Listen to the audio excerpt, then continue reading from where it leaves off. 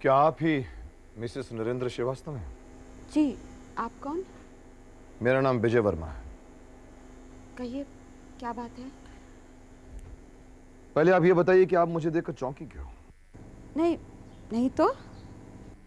बनने की कोशिश मत कीजिए मैडम। मैं पुलिस में रह चुका हूँ।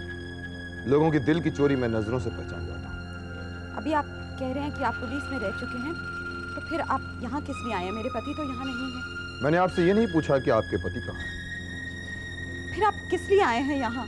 तो आपका कहने का मतलब ये है कि आपके पति से जो भी मिलने आता है वो पुलिस से ताल्लुक रखता है? आप जानना क्या चाहते हैं? मैं जो जानना चाहता हूँ वो आप जानती हैं, लेकिन जानकर भी अनजान बन रही हैं। आप मुझे बातों में उलझा रहे हैं। साफ साफ कहिए, किस इरादे से आए हैं आप यहाँ? मुझे बताने की जरूरत नहीं है, जवाब आप अच्छी तरह से जानती हैं। ये बात आप मेरे पति से पूछ सकते हैं। मैं मिल चुका हूँ उससे। फिर मुझसे मिलने की क्या वजह हो सकती है? जो पूछना था उन्हीं से पूछ लिया होता। एक बात मैं साफ कर देना चाहता हूं मैडम, मुझे इस बात से कोई मतलब नहीं कि आपका पति किस जुर्म में जेल की सजा काट रहा है। मेरा सिर्फ ये जानने से मतलब है कि अगर आपका पति जेल में है तो आपका गुजारा कैसे चल रहा है, कौन देता है आपको पैसे? ये तो मैं नहीं जानती, लेकिन हर महीने एक आदमी आता है और पैसे देके चला जाता है। आपने कभी ये जानने की कोशिश नहीं की कि वो किसका आदमी है? आपके पति से उसका क्या ताल्लुक है? कई बार पूछा, लेकिन हर बार उसने बताने से इनकार कर दिया। आपने अपने पति से इस बारे में नहीं पूछा? मैं जानती हूँ, वो भी नहीं बताएंगे। आपका बेटा तो इस बारे में जानता होगा। बेटा? हमारी तो कोई औलाद ही नहीं है। मगर आपके पति का दावा है कि उसका एक जवान बेटा है, और जिसको वो अपना बेटा मानता है उसका भी ये दावा है कि वो उसका अपना बाप है। ये कैसी बेबुनियाद बातें कर रहे हैं आप? अगर आपको मेरी बात पे यकीन नहीं आता तो आप खुद चलकर उस बेटे से मिल लीजिए।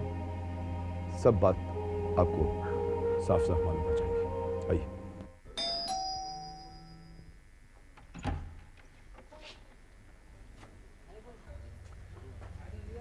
अंदर आने के लिए नहीं कहोगे? आइए।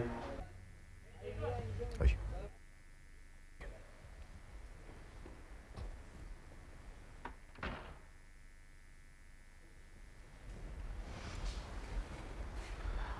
आपके यहाँ आने की वजह पूछ सकता हूँ?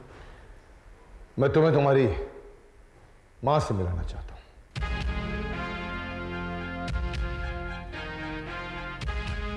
तुम जानते हो मेरी माँ अब इस दुनिया में नहीं रही। ये कैसे हो सकता है?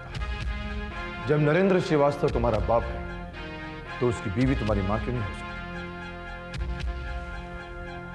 तुम्हारी ये बात मेरे समझ में नहीं आई। जब नरेंद्र श्रीवास्तव की बात तुम्हारी समझ में आ जाती है तो मेरी बात तुम्हारी समझ से बाहर क्यों? गौर से देखो इसे। क्या ये तुम्हारी मां नहीं?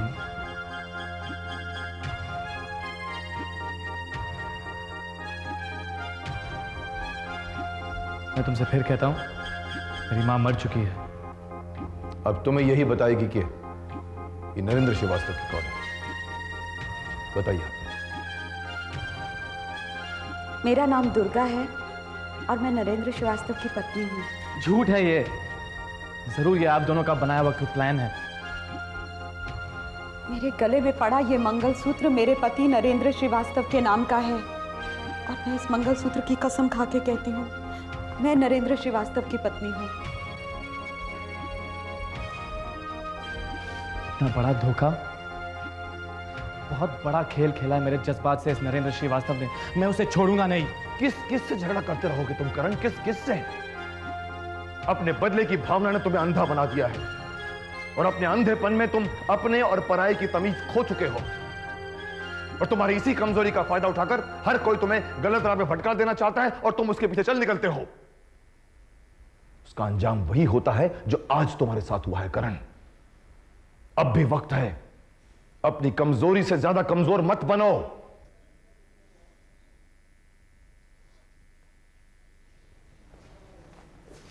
ये कहाँ चला? ये तुम्हारे पति के पास गया है। हे भगवान, कहीं उन्हें कुछ कर ना बैठे। मेरी बातें इसके दिल में तीर की तरह चली है, और अब ये अपनी बातों के तीर से तुम्हारे पति का दिल छलनी करने के सिवा और कुछ नहीं करेगा। बकवास करते आए हो तुम आज तक। खुद को मेरा बाप बताकर मेरे जज्बात के साथ खिलवाड़ किया है तुमने। तुम्हें कोई गलतफहमी हुई है करण? किसी ने तुम्हें मेरे खिलाफ उकसाया है? एक हकीकत छुपाने के लिए और कितने बहाने बनाओगे तुम? अपने बाप से इस तरह बातें नहीं करते बेटे। अगर मुझे बेटा बोला तो यही तुम्हारा गला घोट दूंगा मैं तो यहां जेल में हर रोज मरता हूं। मरे हुए को मारकर कोई तीर नहीं मार लोगे तुम? देखते क्या हो, मारो मुझे। जी तो यही चाहता है, लेकिन अगर ऐसा किया तो ये कैसे जान लूंगा कि तुमने मुझे धोखा क्यों दिया? बताओ नरेंद्र, मेरे सब्र का इम्तिहान मत लो। इम्तिहान तो तकदीर मेरा ले रही है बेटा, कि मेरा ही खून मुझसे इस तरह से बातें कर रहा है। जानते हो इस तरह बातें सुनते हुए किस तरह ठेस पहुंची है मेरे दिल को? ज्यादा एक्टिंग करने की जरूरत नहीं नरेंद्र, तुम्हारा भांडा फूट गया है। तुम्हारी बीवी से मिलकर आ रहा हूं मैं। ओ, पहले क्यों नहीं बताया? बेकारी एक्टिंग करनी पड़ी। लेकिन मैं एक्टिंग नहीं कर रहा हूं नरेंद्र, इस वक्त सचमुच मेरे सर पर भूत सवार है। फौरन यहाँ से चले जाओ, वरना मैं शोर मचाऊंगा कि तुम मुझे मार डालना चाहते हो और यहाँ का जेलर आकर तुम्हें धक्के मार कर बाहर निकाल देगा। अब तुम्हारा कोई दाव काम नहीं आएगा। आजमाना चाहते हो? बुलाऊं जेलर को? अभी तुम्हें धक्के मारकर बाहर निकाल देगा, समझे? फिर उसके बाद क्या होगा मानो? मैं तुम्हारे पत्नी के पास जाऊंगा और वो ऊपर पहुंच जाएगी। इसका मतलब समझे तुम? मैं उसे मार डालूंगा। कई खून किए मैंने, एक और सही। अपने पत्नी की अर्थी को कांधा देने के लिए तैयार हो जाओ।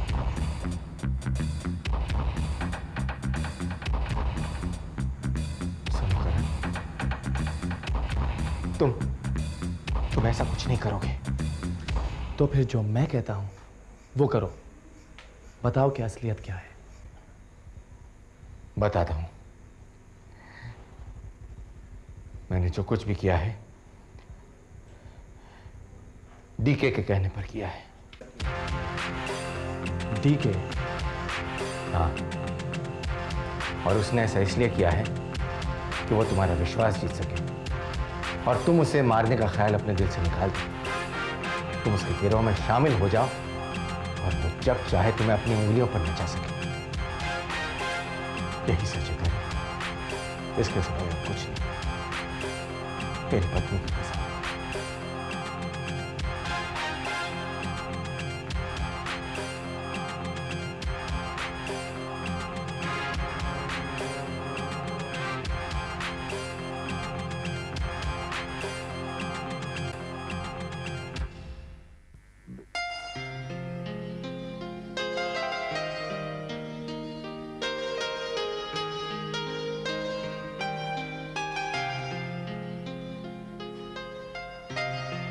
डॉली, इस सिंदूर की डिबिया को इतनी गौर से क्यों देख रही हो? पहले कभी देखा नहीं क्या? देखा तो कई बार है, लेकिन पहली बार समझने की कोशिश कर रही हूँ। इसमें समझने की क्या बात है? एक छोटी सी सिंदूर की डिबिया ही तो है। और इस छोटी सी डिबिया में औरत जिंदगी भर के लिए कैद हो जाती है। नहीं बेटी, इसे कैद नहीं, सुहाग कहते हैं। क्या पता, मैं तो शादीशुदा नहीं हूं ना। खैर, मैंने कैद में इसलिए कहा क्योंकि मैंने अपनी माँ को हमेशा एक कैदी के रूप में तड़पते हुए देखा, सुहागन के रूप में कभी नहीं। मैं समझती हूँ। मुझे पता है कि तुम्हें अपनी माँ के लिए बहुत दुख होता है। मम्मी, आप पापा को कब से जानती हैं? हमारी शादी के बाद से ही। लेकिन आज भी ऐसा लगता है कि हमारी अभी अभी मुलाकात हुई हो और नई मुलाकात में जो झिझक होती है वही झिझक है आज हमारे बीच। जबकि सिंदूर की न जाने कितनी डिबिया आप अपनी मांग में खाली कर चुकी हो। मम्मी, एक सवाल पूछूं आपसे? जब से मैंने होश संभाला है, ये सवाल मुझे बेचैन कर देता है, और वो ये है कि आप पापा को इतना चाहते हैं, पापा भी आपको इतना चाहते हैं, फिर भी आप उनका रास्ता बदलवाने में नाकाम क्यों हो गए? क्यों आप बस जिए जा रहे हैं इस तरह? पापा को छोड़ने का ख्याल आपके दिल में क्यों नहीं आया? मैं छोड़ सकती है अपने पापा को? इसे ही प्रेम और अपनापन कहते हैं बेटी।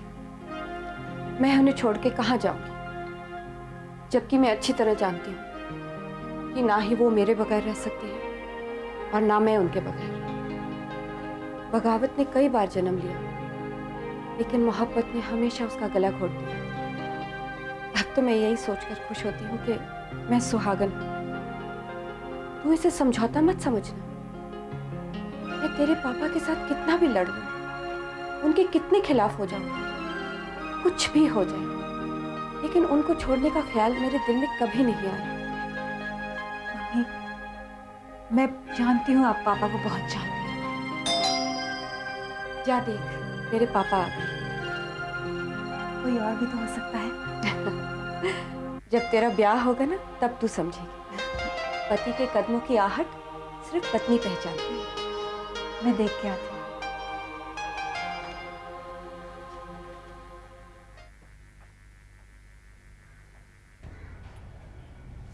तो मेरा शक बेबुनियाद नहीं था। इस षड्यंत्र के पीछे डीके का ही हाथ था।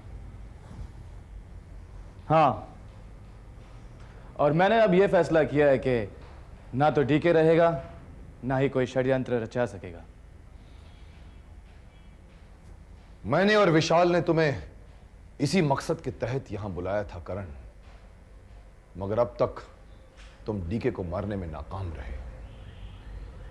अगर तुमने उसे मार दिया होता करण, तो तुम्हारे दिल पर यह हमला हुआ ही ना होता। अफसोस तो मुझे भी इसी बात का है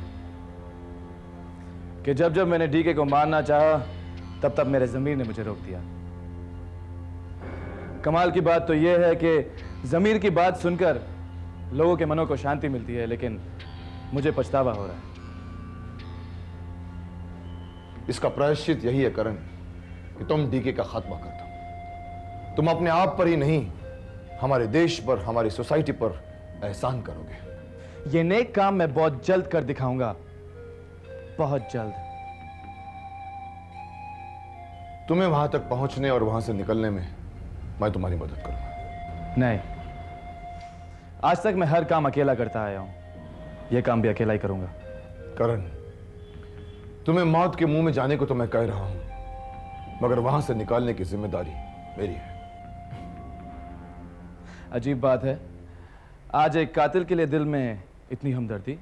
तुम्हारे अंदर एक इंसान है करण, मुझे उस इंसान से हमदर्दी है। इस हमदर्दी का शुक्रिया। वैसे डीके की मौत पर खुशियां मनाने की तैयारी कर लीजिए।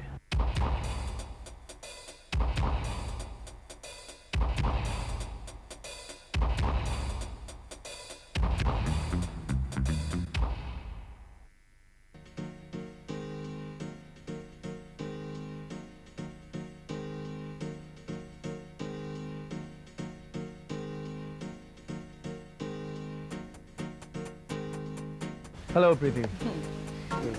देख लो करण, तुमने मुझे बुलाया और मैं फौरन चली आई। मुझे तो लग रहा था कि तुम नहीं आओगी। पिछले मुलाकात की कड़वाहट, मैं समझ रहा था कि तुम्हें अभी तक याद होगी। याद तो है, लेकिन मैंने ये भी तो कहा था कि मैं तुम्हें हमेशा वेलकम करूंगी। ये देखकर मेरे दिल में तुम्हारे लिए इज्जत और बढ़ गई है। मैं महसूस कर रही हूँ कि तुम्हें काफी चेंज आ गया है। क्या मैं इसकी वजह जान सकती हूँ? दुनिया और हालात ही इंसान को बुरा और अच्छा बनाती है। कुछ बुरे हालात ने मुझे बुरा इंसान बनाया और कुछ अच्छे लोगों ने मुझे अच्छा। उन अच्छे लोगों में कहीं डॉली का नाम भी शामिल तो नहीं? अब तुमसे क्या छुपाना। एक्चुअली मेरे दिल में भी डॉली के लिए बहुत प्यार है। मैंने कई बार इस प्यार को दबाना चाहा, लेकिन नाकाम रहा। मैं उससे शादी करना चाहता हूँ। सच? अरे ये तो बड़ी खुशी की बात है। हाँ, मगर ये शादी तब तक नहीं हो सकती जब तक मुझे मेरे मकसद में कामयाबी नहीं मिले। हाँ, मैं तुम्हारा वो मकसद जानती हूँ। तुम्हें तुम्हारे पिता की तलाश है ना? हाँ, लेकिन उस तलाश के अलावा मेरा एक और मकसद है। कौन सा मकसद? डीके ने मेरे साथ बहुत बड़ा धोखा किया है। उसने सिर्फ मेरे जिस्म पर ही नहीं पर मेरे दिल पर भी वार किया है। मेरा मकसद उसकी मौत है। तुम जानते हो तुम किसे मारने की बात कर रहे हो? जानता हूं, मगर तुम मुझे भी नहीं जानती। करण, एक तरफ तो तुम डीके की बेटी से रिश्ता जोड़ना चाहते हो और दूसरी तरफ डीके से ही उसकी सांसों का रिश्ता तोड़ देना चाहते हो। डीके ने मेरे साथ जो किया है उसके लिए उसे सजा मिलनी चाहिए और डॉली ने मेरे साथ जो किया है उसके लिए उसे फल मिलना चाहिए। खैर, जिस मकसद के लिए मैंने तुम्हें यहां बुलाया वो तो मैं तुम्हें बताना भूल ही गया। क्या तुम मेरी मदद करोगी? अगर मेरे बस में होगा तो जरूर करूंगी। तुम्हें सिर्फ इतना करना है कि डीके कब कहां जाता है, किससे मिलता है। मुझे उसके सारे प्रोग्राम की डिटेल चाहिए। ठीक है, लेकिन तुम जानते हो कि डॉली के दिल पर क्या बीतेगी? वक्त का मरहम दिल के सारे जख्म भर देता है। Excuse me.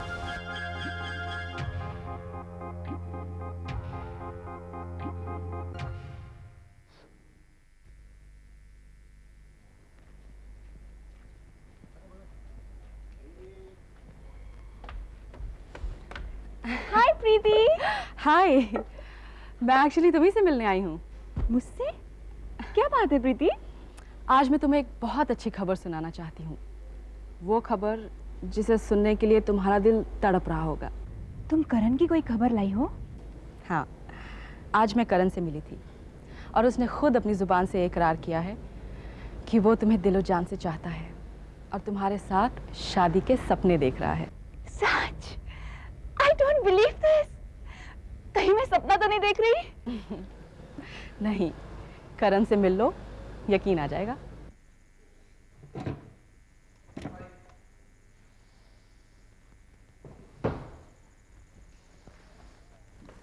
Karan, Karan, I love you, I love you, I love you, I love you। ये क्या करण? प्रीति ने तो मुझसे कहा था कि तुम मुझे चाहते हो, मुझसे शादी करना चाहते हो। फिर ये बेरुखी कैसी? इस वक्त तुम जाओ यहाँ से। मैं क्या समझूं करण? क्या प्रीति ने मुझसे झूठ बोला था? इस वक्त मैं तुम्हारे किसी भी सवाल का जवाब देने के मूड में नहीं हूँ। बस इतना कह दो कि तुम मुझसे प्यार करते हो। प्यार के अलावा भी मुझे कई काम हैं।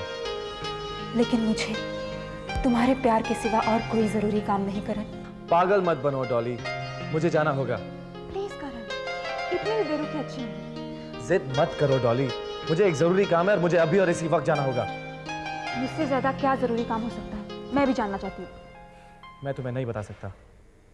तो मैं खुद चलकर देख लूंगी, मैं भी तुम्हारे साथ चलूंगी। मुझे अकेला ही जाना होगा। तुम मुझसे कुछ छुपा रहे हो करण, क्या बात है? बात जो भी हो, तुम्हें इससे कोई मतलब नहीं होना चाहिए।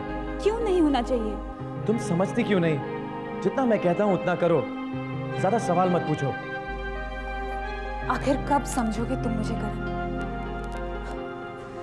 आखिर क्या कमी है मेरे प्यार में? जवाब दो। तुम्हारे सारे सवालों का मेरे पास एक ही जवाब है और वो ये है कि तुम यहाँ से चली जाओ। Please get out. I said get out now.